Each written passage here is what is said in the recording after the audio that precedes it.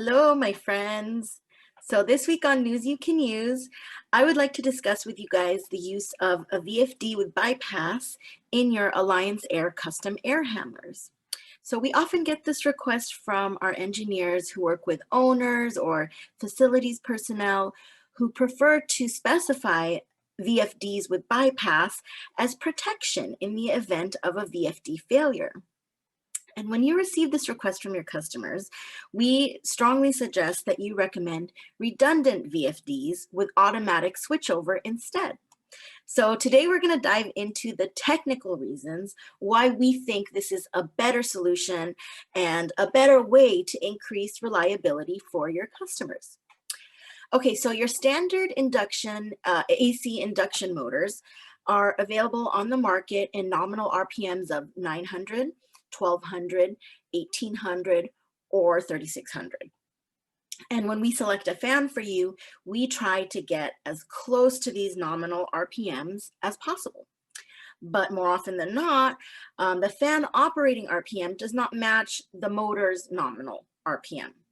And this is because most units are selected with fan arrays, and we often have space constraints that cause us to use smaller fans.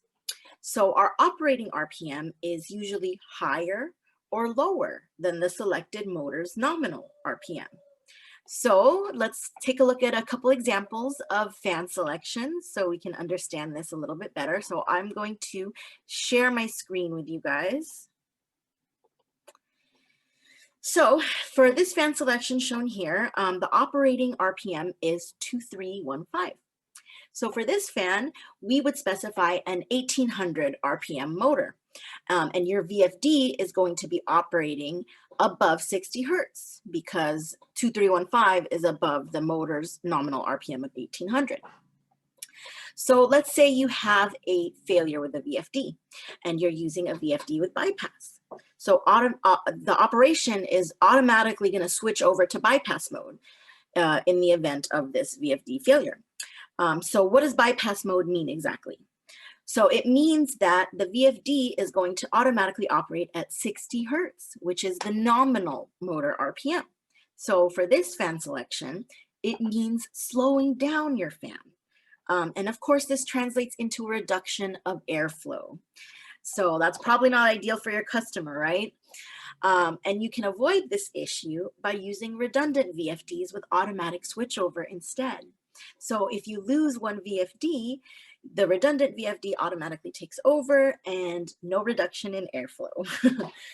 Okay, so now let's look at the opposite issue when you have an operating RPM that is below the motor nominal RPM. So in this fan selection, you can see that the operating RPM is 3192.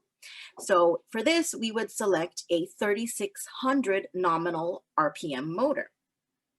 And your VFD is going to be operating below 60 Hertz because 3192 is below the 3600 nominal RPM motor.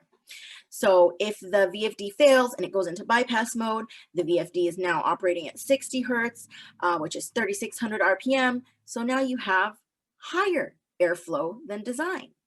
And of course, the risk with this is potentially blowing out your ductwork. So let me stop my screen share here. And I know you guys, your customers are going to have one last concern. You know, they might be worried about cost. So you guys are going to be happy to inform them that the cost difference between redundant VFDs and a VFD with bypass is negligible. So Luke, what did we learn today? 2 is better than 1. Right. Clearly, I think 2 is better than 1. And I hope I've explained to you guys why 2 VFDs are better than 1 VFD with bypass. Thank you guys so much for listening today. Hope it was helpful. Take care.